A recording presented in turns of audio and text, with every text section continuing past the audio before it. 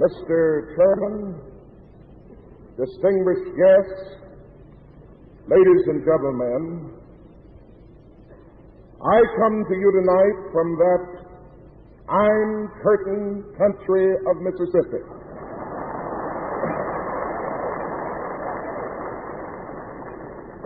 I tried to call back home a few minutes ago to see if we were still in the Union. I presume that we are, but I think that it is only fair for you to review just a little bit of history with me tonight.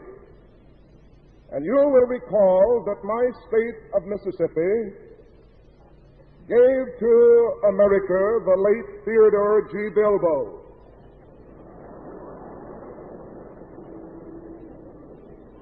It is of interest to know that my state of Mississippi is giving to America today the present chairman of the highest committee in the United States Senate, the Senate Judiciary Committee, and that chairman is James O. Eastland, one of the founding fathers of the Mississippi Citizens Council.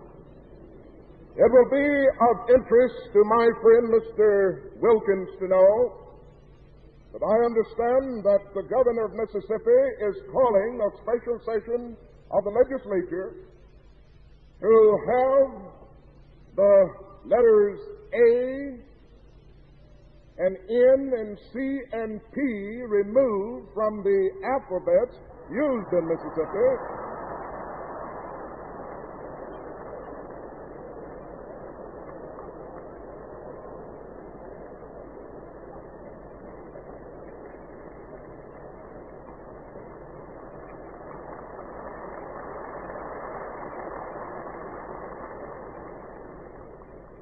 And to have the words integrate and desegregate removed from the English language. In fact, ladies and gentlemen, my state would have liked to have seceded for a second time from the Union on the afternoon of May 17, 1954, if there would have been any place for Mississippi to have gone on that afternoon. If there was just one place that she could have gone,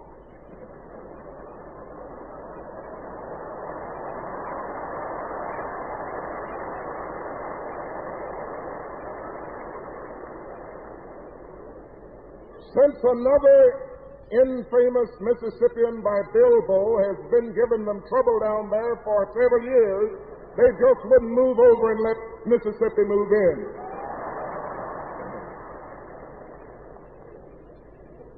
As I journeyed here tonight, or a few days ago from my home in Mississippi, the very last outpost of American democracy, I wondered what I might say to this vast gathering that would encourage each of you to continue the great fight for complete freedom for every American citizen, regardless of race, creed, or color.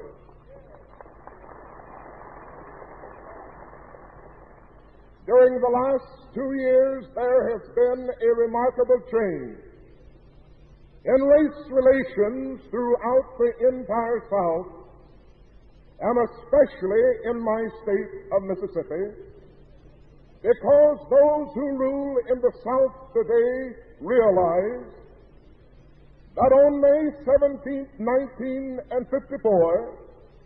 the Supreme Court of the United States of America completed the job which Lincoln started 93 years ago.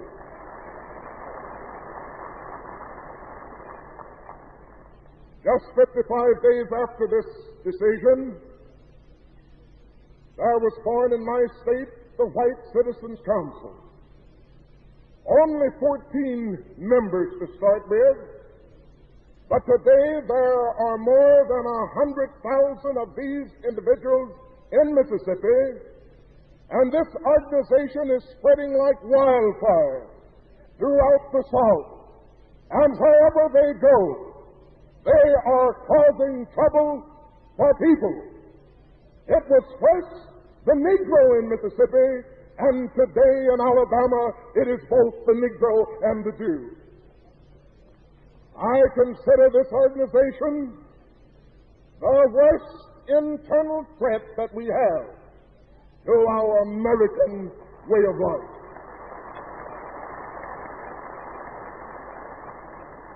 I refer to them as the modern Ku Klux Klan. They are smarter than the old Klansmen in that they are using economic pressure. I have talked with hundreds of my people in Mississippi who are under the hammer today simply because they want to vote. We have had legislative enactment against us in Mississippi. They have voted to abolish the public schools if we try to integrate. But I'm happy to report to you that we have petitioned in 5 school districts in Mississippi to integrate the school system, and notwithstanding the fact that the governor nor anyone else in authority has told us up until today that 10 years from now or 100 years from now that they would integrate the schools, I want to say to you tonight that with the determination of the Negro people in the state of Mississippi, if Mississippi stays in the Union, she's going to integrate her schools just like every state in the Union is going to do.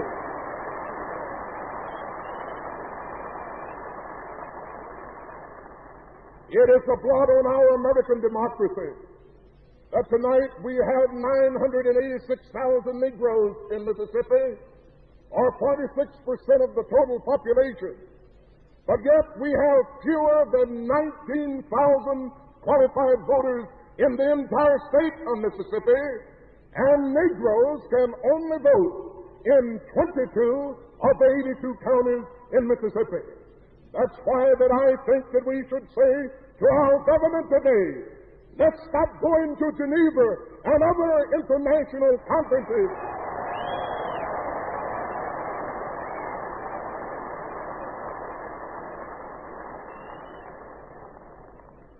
let's stop talking about free elections in Germany and around the world until we can have free elections in Mississippi, USA.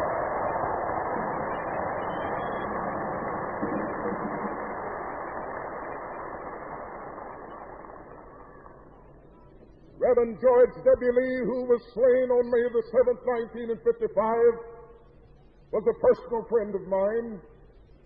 Mr. Lamar Smith, who was slain on the courthouse lawn in Mississippi on the 13th of August, 1955, was a personal friend of mine.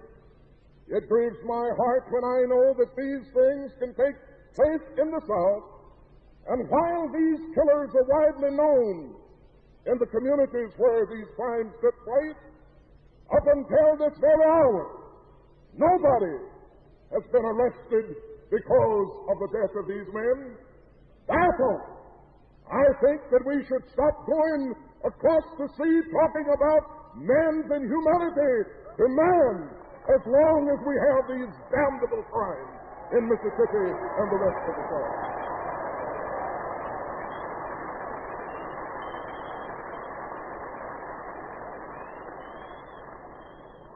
With all of these things, I want to tell you tonight that the Negro of Mississippi is not discouraged. We have sent our brave soldiers to the ends of earth to fight, bleed, and die for democracy, and we have grown tired of fighting for something across the sea that we can't vote for in Belzoni, Mississippi.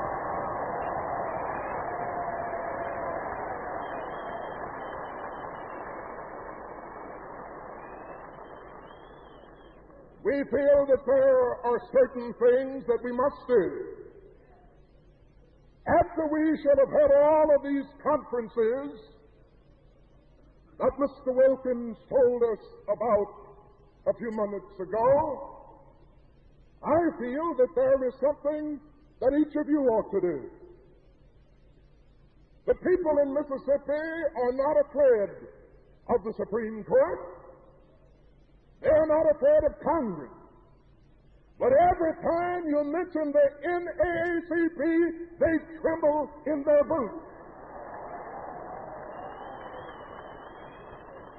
We should all support the National Association for the Advancement of Colored People.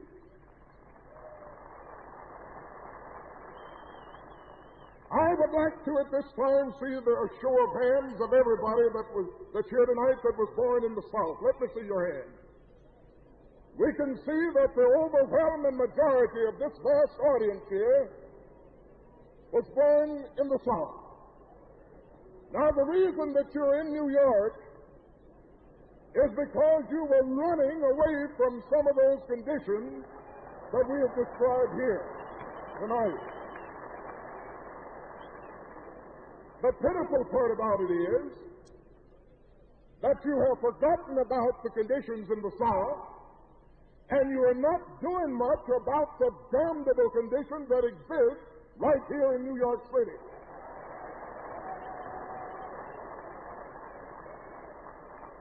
I believe that there is something that our government can do. I believe that, first of all, the President of this nation should issue an ultimatum to the South, telling them that this thing must come to an end. Then I believe that we could withhold all federal money to the South, not only in education, but in agriculture and everything else. Some of us are timid when it comes to talking about sending troops. But with the talk in at least 5 of the 7 states of interposition and nullification, if all of these other methods fail, we have not failed to send troops around the world to protect the rights of individuals.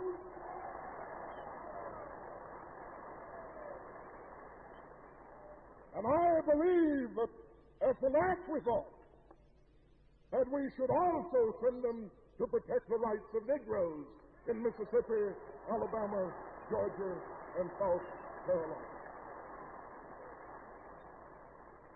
Now, ladies and gentlemen, the people of South Carolina, Georgia, and Alabama, and Mississippi cannot hear your applause tonight.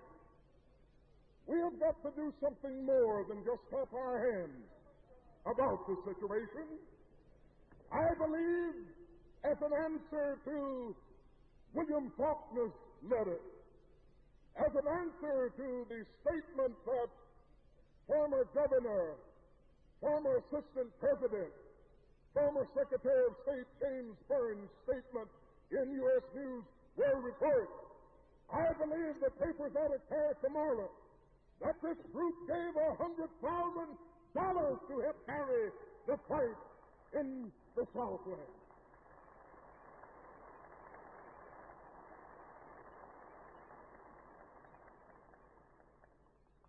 In this grave hour, we need sober thought, backed up by action. I am reminded that it was just after the Battle of Dunkirk when the faith, the hope, and courage of the British people was at its lowest ebb. Winston Churchill had this to say: "We will go on to the end. We will fight with growing strength and with growing confidence. We will defend our rights at all costs. We will fight